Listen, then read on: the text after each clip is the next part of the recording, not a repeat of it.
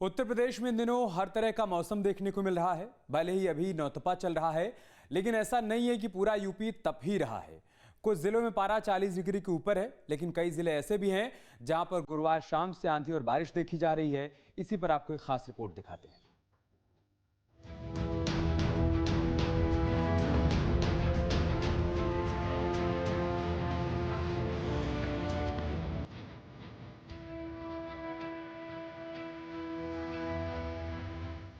उत्तर प्रदेश में गुरुवार शाम से मौसम के बदलाव ने लोगों को काफ़ी राहत दी है। जहां तापमान में कमी देखी गई है, वहीं कई जिलों में आंधी और बारिश हुई है और तेज हवाएं भी चली हैं। ये तस्वीर बस्ती जिले की है, जहां अररिया तहसील के परशुरामपुर स्थित शंकरपुर गांव में तेज हवा ने पानी की टंकी को ही धूल चटा दी। यहां तेज हवा के कारण निर्माणाधीन स्टील की पानी की टंकी क्षतिग्रस्त हो गई और करीब 100 मीटर दूर जा गिरी। इस हादसे में वारहेड के बाउंड्री वाल का 50 मीटर का हिस्सा भी गिर गया। गनीमत रही कि घटना में कोई जनहानि नहीं हुई, क्योंकि निर्माण स्थल आबादी से दूर था। आपको बता दें कि करीब 3 करोड़ 80 लाख रुपए की लागत से इस टंकी का निर्माण कराया जा रहा है, जो जल जीवन मिशन योजना के अंतर्गत हो रहा है। अब इस टंकी में मटेरियल की गुणवत्ता पर सवाल उठ रहे हैं। हम लोग के अधिकारी कुछ बताइए ना कि तो आपका बताइए। ठेकेदार आवत है, ठेका लिया था, आधा काम कराओ तो छोड़ के चला जाता है। कौन लेबर के पैसा ना घी, कौन कोई ना घी, होता है। अच्छा, काम नहीं चल रहा था, धीमी गति काम चल रहा है। हाँ, बहुत धीमी गति। तब जाकर टंकी बन गया, शंकरपुर का पड़ी है। वहीं फतेहपुर में आंधी पानी से जनजीवन अस्त व्यस्त हो गया। गुरुवार रात तेज आंधी और बारिश से कई जगह पेड़ गिर गए और सड़कों पर जाम लग गया। बिजली के खंभे गिरने से कई गांवों की बिजली आपूर्ति बाधित हो गई। साथ ही कई ग्रामीणों के घर भी तबाह हो गए। लोगों ने जाग कर रात बिताई और आंधी से जनजीवन प्रभावित रहा, लेकिन राहत की बात यह कि कहीं से जनहानि की सूचना नहीं आई। कौशाम्बी में गुरुवार की रात भयानक आंधी तूफान ने एक परिवार में तबाही मचा दी। एक परिवार में पत्नी, बेटे और बेटी की मौत हो गई, जबकि एक बेटा घायल है। इसी तरह सिराथू तहसील में भी एक शख्स की मौत घर पर छप्पर गिरने से हो गई। जिलाधिकारी ने मामले का संज्ञान में लेते हुए पीड़ित परिवारों को जल्द राहत देने का भरोसा जताया है। दिनांक 29 मई की रात में आई आंधी तूफान में कौशाम्बी जनपद के तहसील मंजनपुर क्षेत्रांतर्गत ग्राम दूनी का पूरा में पेड़ गिर जाने से 3 लोगों की मृत्यु की सूचना है। इसमें जो भी प्रक्रिया है उसको करते हुए मुआवजे की जो कार्रवाई शासन के निर्देशानुसार विदिन 24 आवर उसको पूरा करने की कार्रवाई की जा रही है। रायबरेली में भी गुरुवार रात अचानक आई तेज आंधी से टीन शेड पर पेड़ गिर गया। टीन शेड के नीचे सो रही एक महिला की दबकर मौत हो गई, जबकि उसकी बेटी गंभीर रूप से घायल है। यह घटना मेलेरिया थाना क्षेत्र के गोचर माजरे राही की है। वहीं अल्मोड़ा में भी शुक्रवार को मौसम ने अचानक करवट ली और झमाझम बारिश शुरू हो गई, जिससे लोगों को भीषण गर्मी से राहत मिली। पिछले कई दिनों से पड़ रही तेज धूप और बढ़ते तापमान के बीच बारिश होने से मौसम सुहावना हो गया। बारिश के चलते तापमान में गिरावट दर्ज की गई और लोगों ने राहत की सांस ली। मौसम विभाग ने उत्तराखंड के कई जिलों में बारिश और तेज हवाओं का अलर्ट जारी किया है। वहीं अल्मोड़ा में रास्ते में चीड़ का एक पेड़ भी गिर गया, जिसे कर्मचारियों ने काट कर हटाया और रास्ता चालू कराया।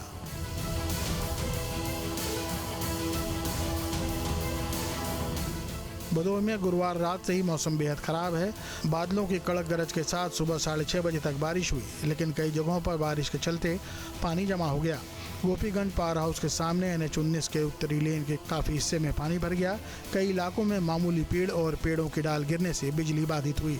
भदोही जिले सहित कई जिलों के लिए मौसम विभाग ने रेड अलर्ट जारी किया है। अतिवृष्टि और 100 किलोमीटर की रफ्तार से आंधी तूफान आने की संभावना जताई है। फिलहाल मौसम विभाग के पूर्वानुमान के मुताबिक कल तक के लिए लोगों को विशेष सतर्क रहने की अपील की गई है। प्रशासन पूरी तरह सतर्कता बरत रहा है और सोशल मीडिया और दूसरे माध्यमों से लोगों को सतर्क कर रहा है।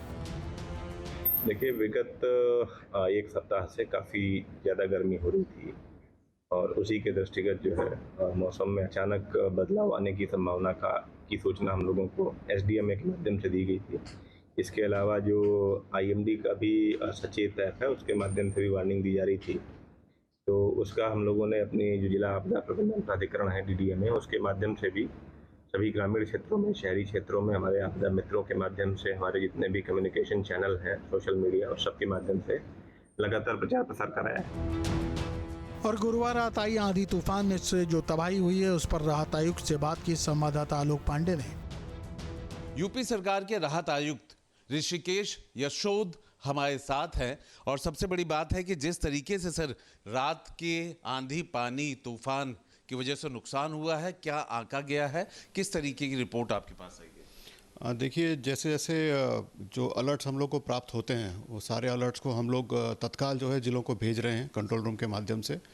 जो आम जनता है उनको तत्काल सूचना पहुंचे इसलिए उनको एसएमएस के माध्यम से, और जो एक नवीनतम सेवा अभी शुरू हुई है भारत सरकार की डायरेक्शंस के अनुसार, जिसे हम लोग सेल्फ ब्रॉडकास्ट सर्विस कहते हैं, जिसमें आपका मोबाइल जो है 10 सेकंड तक जो है लगातार संदेश देता है और बज के जो है अलर्ट के बारे में सूचना देता है। उसको भी हम लोगों ने उत्तर प्रदेश में उपयोग करना शुरू कर दिया है। और जो अभी पिछले रात में जो घटनाएं हुई है आंधी तूफान की वजह से, इसमें 5 जिलों में जो है जनहानि होने की सूचना प्राप्त हुई है, जिसमें प्रतापगढ़ में 1 व्यक्ति, कौशाम्बी में 3, शाहजहाँपुर में 1, फतेहपुर में 1 और हमीरपुर में 6 व्यक्ति मृतक होने की सूचना प्राप्त हुई है। इसके साथ में कुछ घायल और पशु हानि भी रिपोर्ट हुई है। उन सभी को जो है इवैक्यूएट कर लिया गया है। कोई ऐसी समस्या जहां पर लोग फंसे हुए हैं ऐसी कोई सिचुएशन नहीं है।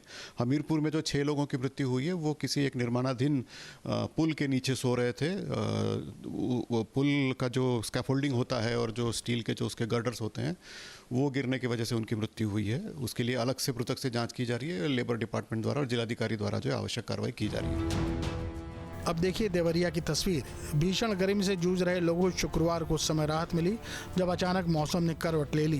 तेज हवाओं, कड़कती बिजली और मूसलाधार बारिश से पूरे शहर का मौसम सुहावना हो गया। कई दिनों से गर्मी से बेहाल लोग बारिश और ठंडी हवाओं का आनंद लेते नजर आए। किसानों के लिए भी ये बारिश काफी फायदेमंद मानी जा रही है, जिससे फसलों को लाभ मिलने की उम्मीद बढ़ गई है। हालांकि इस बारिश ने नगरपालिका की तैयारियों की पोल खोल दी। शहर के कई इलाकों में जलभराव की स्थिति बन गई, जिससे राहगीरों और वाहन चालकों को भारी परेशानी का सामना करना पड़ा। अचानक बारिश जो हुआ है इससे किसानों को कुछ फायदा हुआ है, गर्मी से राहत मिली है, लेकिन इतनी सड़क और गरज के साथ हो रहा है कि सब पानी पानी दिखाई दे रहा है पूरा मौसम। लेकिन हर जगह गर्मी से राहत मिली हो ऐसा नहीं है। उन्नाव में बीते 12 दिनों से पारा 42 डिग्री के आसपास बना हुआ है। तपिश ऐसी कि शरीर को झुलसा रही है तो उमस परेशान कर रही है। सुबह से 11 बजते ही पारा 41 डिग्री पर पहुंच जा रहा है। भीषण गर्मी के चलते दोपहर होते होते सड़कों पर सन्नाटा पसर जा रहा है। सूर्य की तपिश से राहत पाने के लिए मध्यम वर्गीय परिवार में कूलर सबसे बड़ा सहारा बन रहा है, लिहाजा इसका बाजार इस समय गर्म है।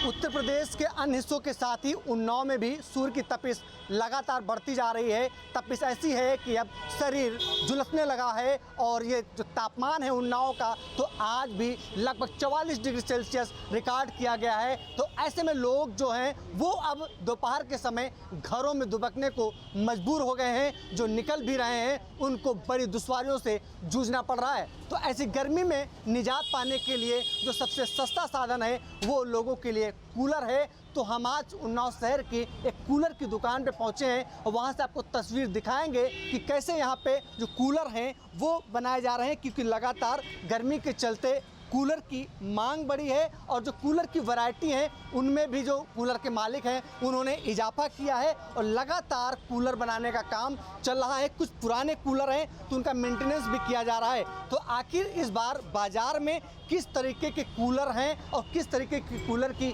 ज़्यादा मांग है और कैसे जो ये पूरा व्यापार है ये चल रहा है, हम इस दुकान के मालिक से समझना चाहेंगे कि आखिर किस तरीके की कूलर आप लोग तैयार कर रहे हैं और किस तरीके की कूलर की मांग ज़्यादा बढ़ी है। क्या नाम है? मेरा नाम मोहम्मद शादाब आरिफ है। जो हमारी दुकान पे इस समय लोहे की और प्लास्टिक के कूलरों की डिमांड ज़्यादा है, तो जो जिस तरीके का कस्टमर की डिमांड होती है उस तरीके का हम लोग मैन्युफैक्चरिंग करके आपको देते हैं। अच्छा, अगर बात करें तो पिछले साल के अपेक्षा अभी अप्रैल का महीना चल रहा है, अभी 44 के पार पारा है, तो मांग इस बार बढ़ी है? जी हाँ, मांग इस बार काफ़ी माल की बढ़ी है। पिछले साल की अपेक्षा गर्मी भी इस बार आपकी कुछ ज़्यादा पड़ रही है, जिससे कि माल की काफ़ी शॉर्टेज हो रही है। निश्चित तौर पे जो दुकानदार हैं, क्योंकि बिजली का जो आर्थिक मार है वो सीधे तौर पर लोगों को झेलनी पड़ रही है और लगातार बिजली समस्या भी लोगों के लिए बनी है। तो ऐसे में ये ध्यान दिया गया है कि कम वाट की जो मोटर है वो लगाई जाए, जिससे लोगों को कम बिल में उनको गर्मी से निजात दिलाई जा सके। और जो कूलर का व्यवसाय है, इस गर्मी में जो जैसे जैसे दिन बढ़ रहे हैं वैसे वैसे व्यापार का दायरा भी बढ़ता जा रहा है। उम्मीद है कि व्यापार अच्छा होगा, लेकिन क्योंकि महंगाई बढ़ी है तो ऐसे में इनको रॉ मटेरियल की कीमतें ज़्यादा इनको देनी पड़ रही है, जिससे इनको रॉ मटेरियल लाने में यानी कि मैन्युफैक्चरिंग करने में कहीं ना कहीं दिक्कतें जरूर सामने आ रही हैं। Rahul Shukla, news state, Uttar Pradesh, Unnao. आपके मोबाइल पर तुरंत आएगी ब्रेकिंग न्यूज। स्क्रीन पर सबसे पहले दिखेगी बड़ी खबर, देश दुनिया की हर खबर एक जगह। अब आपके मोबाइल पर तुरंत फटाफट इंस्टॉल कीजिए न्यूज नेशन ऐप और रखिए खुद को अपडेट।